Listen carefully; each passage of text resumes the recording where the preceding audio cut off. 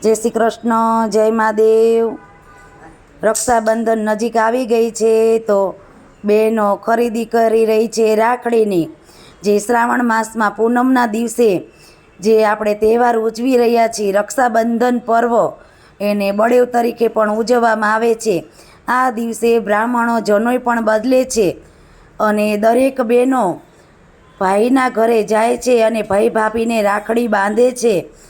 તમે જોઈ રહ્યા છો રંગબેરંગી રાખડીઓ, સોના કરતાં સવાઈ, હીરા કરતાં મોંઘી, મોતીઓથી મઢેલી અને હીરના દોરથી ગૂંથેલી આ છે રાખડીઓ જે બહેનો ભાઈ માટે ખરીદી કરતી હોય છે।